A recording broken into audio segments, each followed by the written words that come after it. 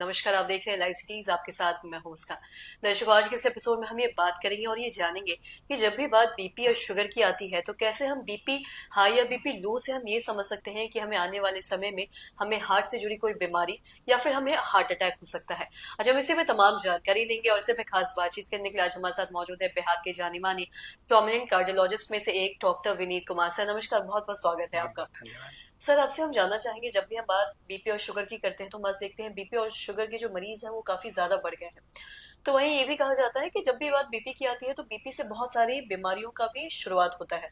अगर मैं बात करूं हार्ट अटैक की या हार्ट से जुड़ी कोई भी बीमारी, तो ऐसा क्यों कहा जाता है कि जब भी बीपी एकदम से हाई या लो हो जाए तो इससे हार्ट अटैक के जो चांसेस वो काफी ज्यादा बढ़ जाते हैं? इस बारे में थोड़ा विस्तार से बताएं। देखिए, जहाँ तक बात करते हैं आजकल हम लोग की ये रिस्क फैक्टर की, यदि हम कोई हार्ट अटैक की बात करते हैं तो हमें ये समझना होगा कि हार्ट अटैक होता क्यों है।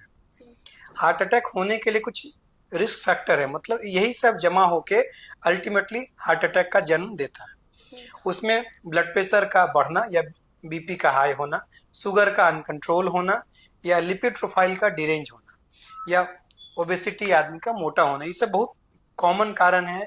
या स्मोकिंग करना।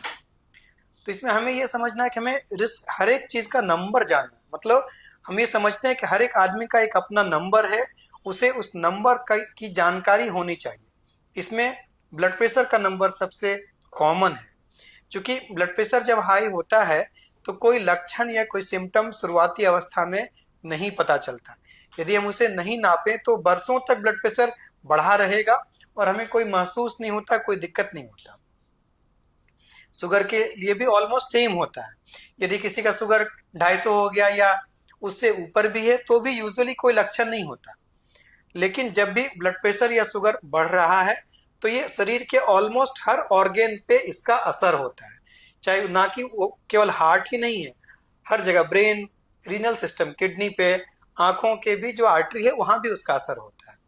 और जो भी पार्ट, जो भी हिस्सा डैमेज हो रहा है ब्लड प्रेशर के बढ़े रहने या शुगर के अनकंट्रोल होने से, वो फिर वापस नॉर्मल नहीं होता।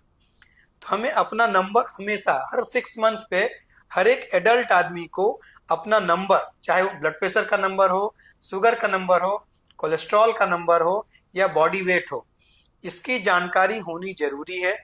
ना कि यदि कोई चीज अनकंट्रोल रहा और अल्टीमेटली कोई ऑर्गन डैमेज हो गया, किडनी फेल हो गया, हार्ट अटैक हो गया, ब्रेन स्ट्रोक हो गया, आंखों में दिखाई देना बंद हो गया, उसके बाद हम जाने अच्छा इनका तो शुगर बढ़ा हुआ था, इस वजह से ये तकलीफ हुआ, तो हम जान के भी अब कुछ फायदा नहीं दे सकते, क्योंकि एक ऑर्गन तो डैमेज हो गया।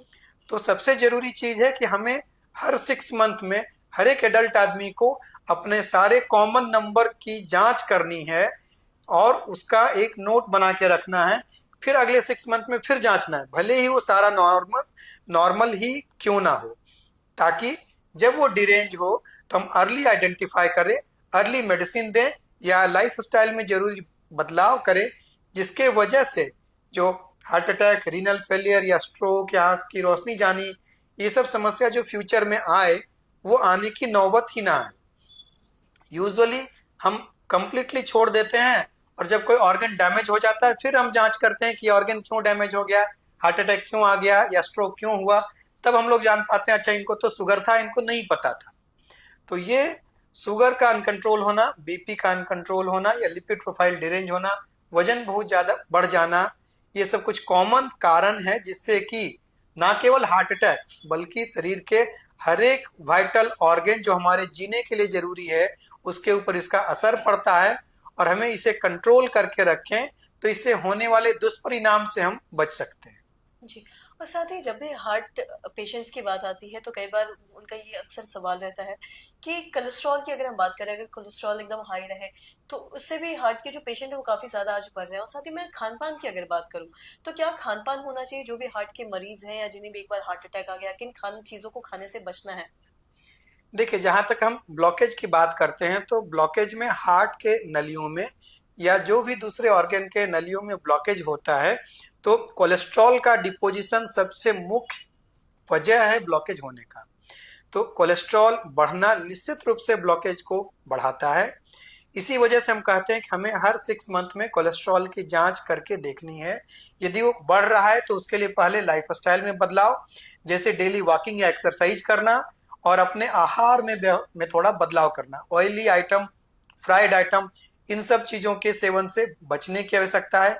सादा खाना, नॉन फ्राइड आइटम, जो घर में रोटी चावल दाल सब्जी बनता है, शायद ये सबसे बेस्ट आइटम है खाने के लिए, सबसे बेहतर चीज़ है। और जो भी स्ट्रीट फूड हो उससे बचना है।